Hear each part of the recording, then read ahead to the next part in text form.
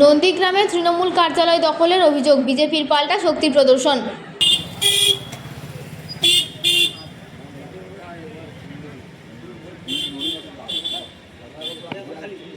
পূর্ব মেদিনীপুরে নন্দীগ্রামে রাজনৈতিক সংঘাত আরও তীব্র। নন্দীগ্রাম 1 নম্বর ব্লকের হরিপুর গ্রাম পঞ্চায়েতে তৃণমূল কংগ্রেসের কার্যালয় দখল নেওয়ার অভিযোগ উঠল বিজেপির বিরুদ্ধে। ফলাফল ঘোষণার পর থেকে এলাকায় উত্তেজনা বাড়ছে। হরিপুর অঞ্চলে তৃণমূল কংগ্রেসের কার্যালয় ঘিরে নতুন করে বিতর্ক শুরু হয়েছে।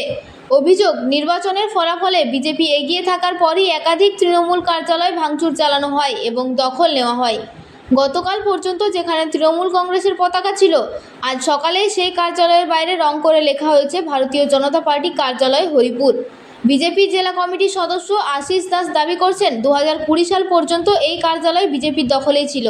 পরে স্থানীয় নেতা মেঘনাথ পাল দল বদল করে তৃণমূলে যোগ দিলে এই কার্যালয়টি তৃণমূল কংগ্রেসে ব্যবহার করতে শুরু করে। তার বক্তব্য, এবার পুনরায় সেই কার্যালয় বিজেপির দখলে এসেছে এবং আগামী দিনে দলীয় অফিস হিসেবে ব্যবহার করা হবে। অন্যদিকে তৃণমূল কংগ্রেসের পক্ষ থেকে এই ঘটনাকে গণতন্ত্র বিরোধী বলে অভিযোগ করা হয়েছে, যদিও এই বিষয়ে বিস্তারিত প্রতিক্রিয়া এখনও সামনে আসেনি। নন্দীগ্রামে রাজনৈতিক উত্তেজনা ক্রমশ বাড়ছে, পরিস্থিতির দিকে নজর রাখছে প্রশাসন।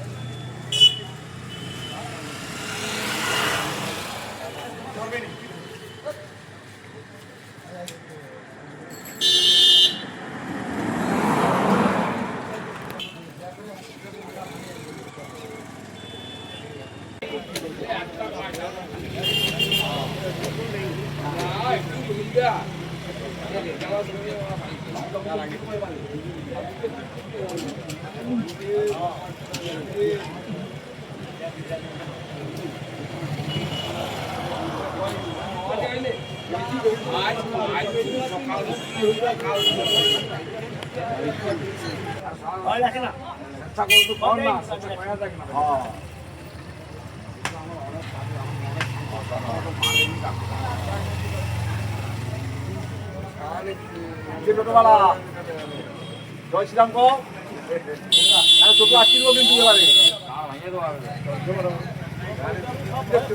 অবস্থা খারাপ করে দিচ্ছে।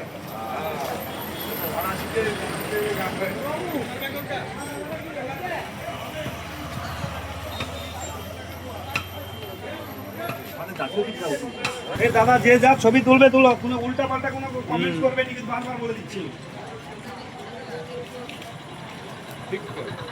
কারণ অনেক উল্টা পাল্টা দেখি আমরা।